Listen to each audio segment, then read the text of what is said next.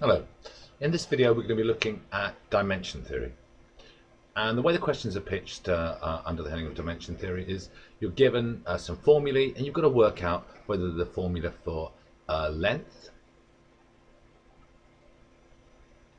or area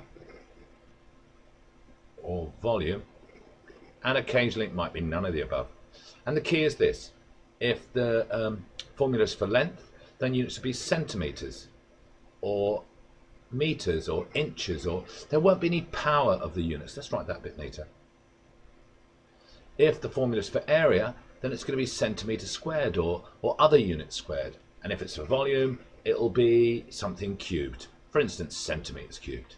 Now, the way I suggest you try and unravel the mystery as to what the formula is about is to do as follows: is to let each of the variables, and it'll say in the question that these letters stand for lengths, let each of them equal a particular value. So, for instance, I'm going to let A in each of the formula equal 1 centimeter, and B equal 2 centimeters, and C equal 3 centimeters. And see what the units are. I'm not so much bothered about the number in front, but what the units are. So let's go through this then. Let's look at the first one. Formula 1. So it would be pi times 1 centimeter. I said A would be 1 centimeter, remember, plus 2 centimeters. I said B would be 2 centimeters, all squared.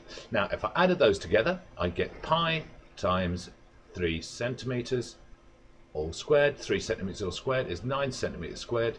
So it's all about centimeters squared. So therefore, the first formula is about area, because the units would be centimeters squared. Now, the next one's a bit trickier. Let's put those numbers in. So we've got 3 times 1 centimeter times 2 centimeters. Take away 1 centimeter, all squared, all over 2 centimeters plus 3 centimeters. Let's do the top bit first. 3 times 1 centimeter times 2 centimeters is going to be 6 centimeters squared. Take away 1 centimeter all squared, it's centimeters squared. So it's centimeters squared on the top. In fact, it's going to be 5 centimeters squared on the top.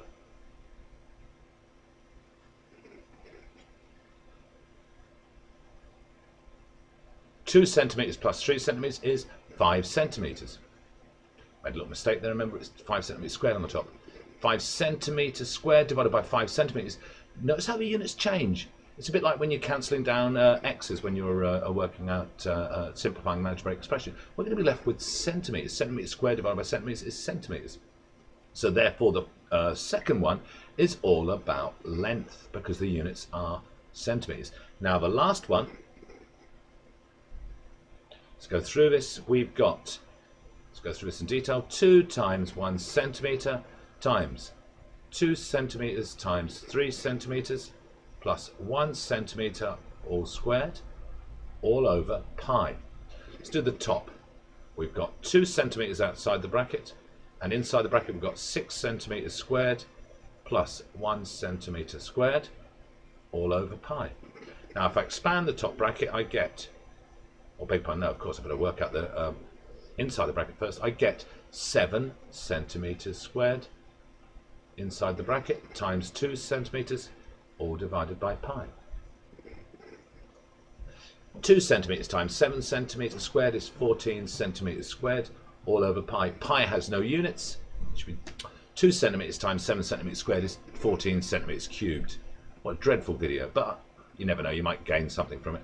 14 centimeters cubed divided by pi, that has no units, so the units are centimeters cubed. Hence the formula is all about volume. Okay, well I hope that brief tour de force of dimension theory helped.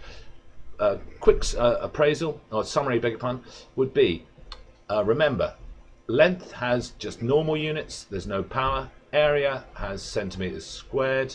Volume has centimeters cubed. If you're in doubt, make each of the variables like A, B, C, etc., give them a value and work out what the units are. Okay, thank you for listening.